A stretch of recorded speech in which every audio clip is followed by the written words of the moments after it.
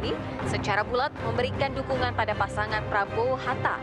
Artis yang tergabung dalam gerakan Gema ini diantaranya Raffi Ahmad, Rachel Maryam, Mulan Jamila, Ashanti, Jaja Miharja, dan puluhan artis lainnya. Apakah yang menjadi alasan bagi sang artis untuk memberikan dukungan pada pasangan Capres dan Cawapres ini?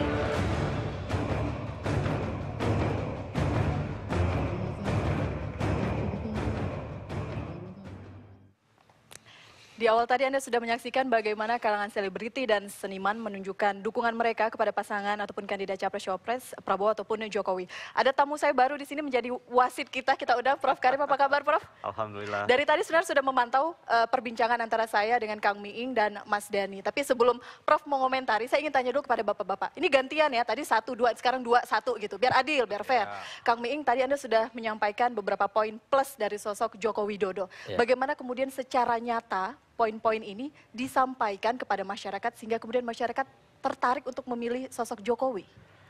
Saya kira dengan gestur dan kesederhanaan Pak Jokowi yang sudah menjadi branding dia, Pak Jokowi ini, mungkin tidak terlalu harus berbanyak-banyak retorika. Artinya karena Pak Jokowi sendiri sudah melaksanakan kata-kata itu sendiri gitu loh.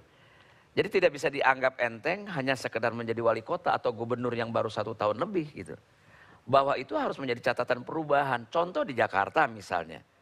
Bicara apa? Demokrasi dan kebinekaan. Ketika yang dicontohkan di dalam pidato itu.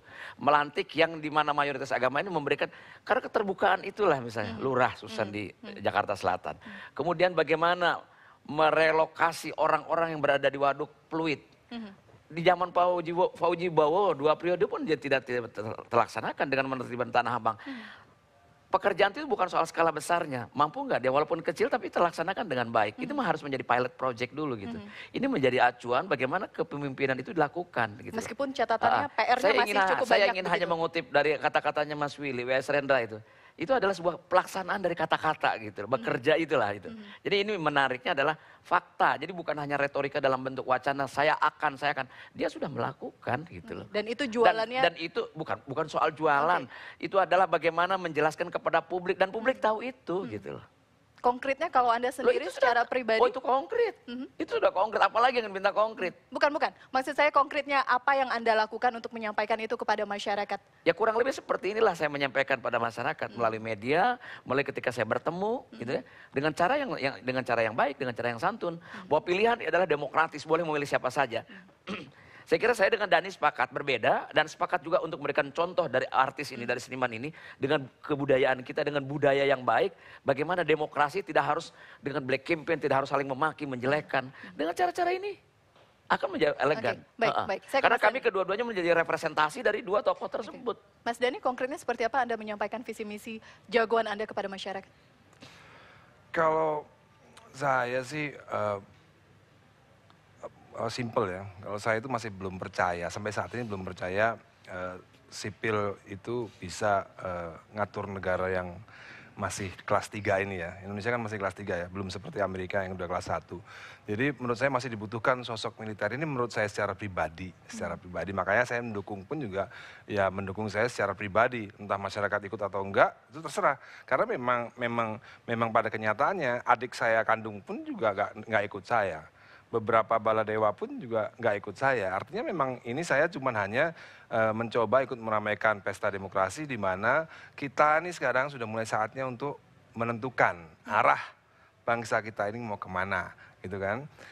Adapun apapun pilihan itu masalah selera. Kalau suruh dipilih antara berdua, selera saya itu ke Mas Prabowo, itu masalah selera. Masyarakat kan juga akan seperti itu. Mereka akan lihat sendiri, nggak perlu lihat saya gitu. Lihat, adapun saya ikut mengarahkan. Kenapa saya lebih percaya kepada militer untuk Indonesia saat ini. Mungkin sipil di 10 tahun ke depan, 20 tahun ke depan mungkin bisa ya. Tapi saat ini Indonesia masih negara dunia ketiga dan butuh kepemimpinan yang tegas.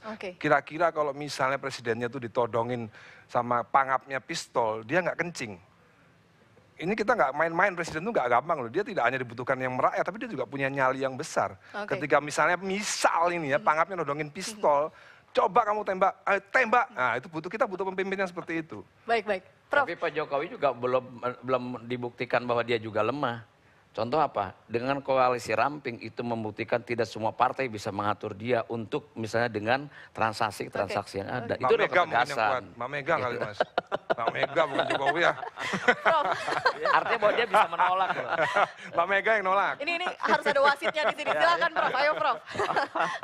Ya, menurut saya sih harusnya Prabowo Jokowi itu digabung ya strateginya. Bener.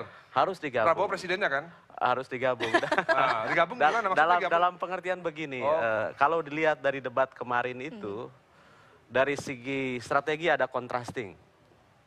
Dari sisi pendekatan ada contrasting. Tetapi sayangnya saya belum melihat contrasting yang tegas dari sisi konten.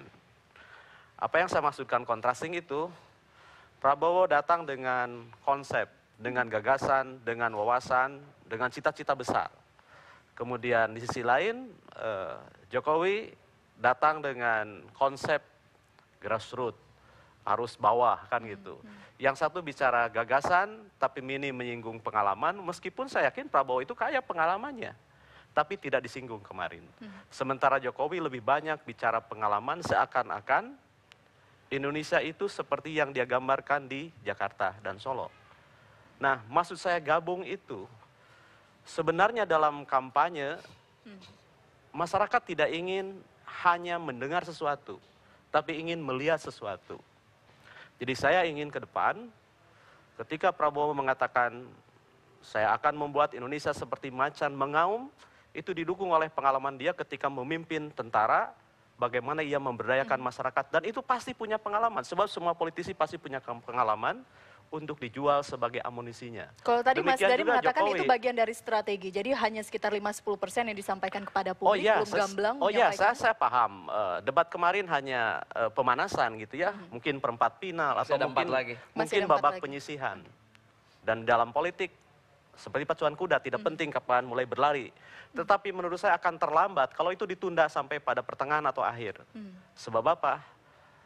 Preferensi politik di Indonesia itu tidak dibangun secara instan. Itulah sebabnya mengapa saya tidak percaya penuh ya terhadap survei yang menilai gitu. Karena apa? Preferensi politik Indonesia dibangun sejak lambat, sejak awal, dan harusnya dibuka dari sekarang tentang bagaimana gambaran mereka dan akan membawa Indonesia seperti apa setelah pemilu ini. Oke, Prof, betul tidak ketika kemarin kita melihat bagaimana debat para capres-cawapres, ada momen di mana wakil mereka masing-masing kedua kandidat ini yang kemudian leading dan memberikan gambaran lebih brief kepada masyarakat tentang visi dan misinya. Nanti ya Prof jawabannya, kita harus jeda, pemirsa kami kembali saat lagi.